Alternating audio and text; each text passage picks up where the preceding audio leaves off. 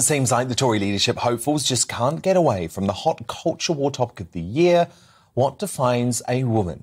Today, one of the frontrunners to become Prime Minister and the runner-up in the latest Tory party ballot, Penny Mordaunt, kicked off her leadership campaign with this question from the Daily Telegraph's Christopher Hope.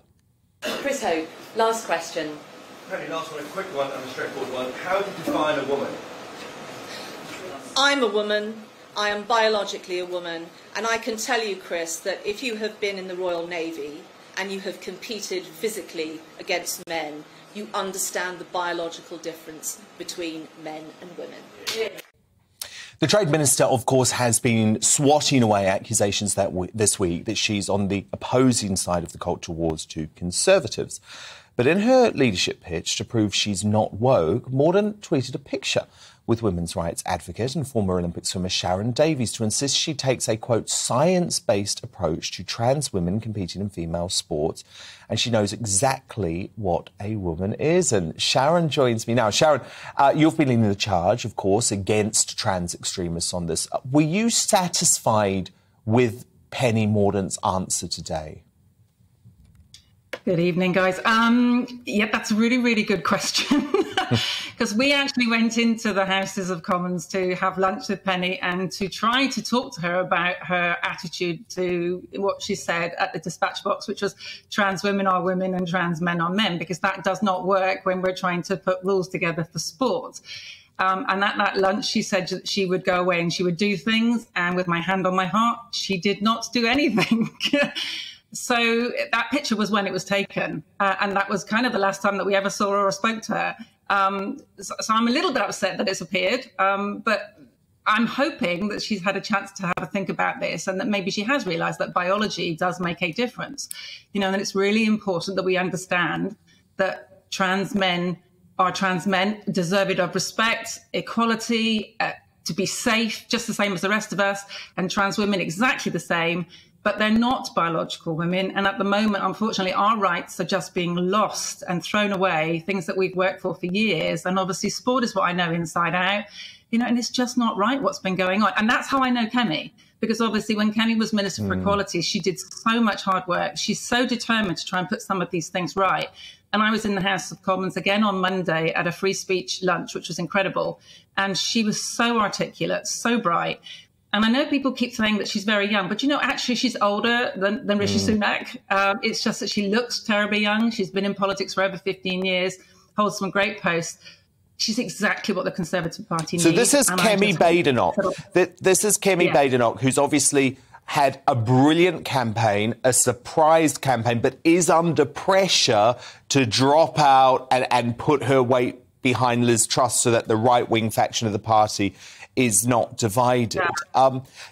Before we just move on to talk a bit more about Kemi, Sharron, can you just tell me exactly what went on at that lunch with Penny Mordaunt? Because she seems to be using that photo with you as an illustration of the fact that she has come around to your way of thinking on the issue of trans and sport. But how did she explain or justify her position at that lunch? And I hope she has, Anne. You know, I'm not going to sit here and tell you everything we said at that lunch, because that's a private conversation. And I'm a really big believer in being honest and truthful. And, you know, maybe it doesn't go down with politics. I'd never make a very good politician, because that would be my absolute line that we all have to tell the truth. And I wouldn't be scheming. And you know, I could not believe what was said yesterday at the conference of Mr. Sunak. But there we go. I hope she is listening. I think the difficulty is in the past that she's had the ear of the LGBT community. And I think after what was been said today, she might find the LGBT community are not so friendly to her than they have been in the past. And that's the difficulty. You know, when you don't go along with them, when, as you saw in the Senate earlier, when you showed those pictures, the moment you don't go along with this ideology, the moment you don't go along with what is almost like a cult, then you get absolutely vilified, and the abuse is extraordinary. And I'm sure she's getting a fair bit of that tonight.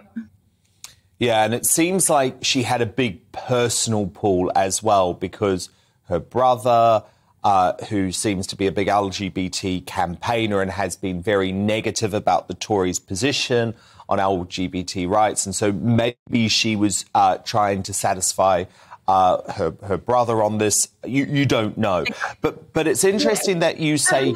Everybody, can you? That's the problem. You know, that's what at the moment we cannot square this circle. We cannot do everything right the way that a trans woman wants it to be, at the same time doing everything right for a biological woman, because biological women are losing their rights to safe spaces, to fair sport, you know, to safe refuges. And also there's a safeguarding issue, you know, with young people as well, with children. And look at Telford. You know, this is horrendous what's been going on with our law system at the moment. People are frightened to do what policemen are supposed to be doing because we're all PC scared, and that's got to stop. It's absolutely terrifying, and it's very important that you raise that, actually, Sharron. But Kemi Badenoch, you say when she was Equalities Minister, she was completely on board with you and she was making practical changes because she really has emerged in this campaign as the woman flying the flag for the anti-woke. And I have to say, Sharron, I love it. I love what she's saying. And so do I. You know, I think it takes somebody with a very, very strong backbone at the moment to turn around and say, I'm going to take them on. And she's been absolutely determined that that's going to be part of her campaign. It's not all of her campaign. You know, for example, she's also been talking about net zero. Another thing that I know that's quite close to the heart of the people that are sitting on your sofa there. And the fact that she says it's ill thought through, which I agree with as well. You know, when you've got India, who contributes so much to the CO2 problem, saying we'll start looking at this problem in 2070, whilst we're all making ridiculous sacrifices in this country when we produce 1% of the world's emissions, you know, it's madness. We have to relook at this when we can't afford to pay our electricity bills or maybe put food on the table during the winter. I mean, it's crazy. I completely agree, and I think you're right. It's sometimes unfair, isn't it, when you just describe Kemi as an anti-woke candidate, because actually, when it comes to net zero, this is completely about the cost of living crisis. And it's imperative that we don't go on this march towards net zero. I mean, look at what's going on in Sri Lanka right now. That's got to be a warning to all of us.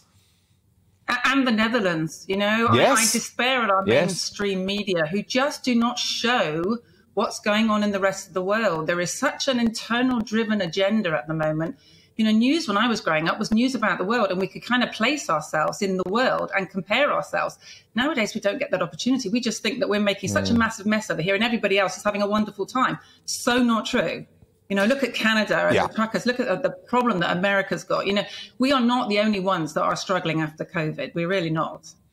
Very good point, Sharron. Just finally, I should ask you about Liz Truss as well, to be fair, because, of course, she has always been very, very strong on the issue of women's rights, and I think she does deserve credit for that.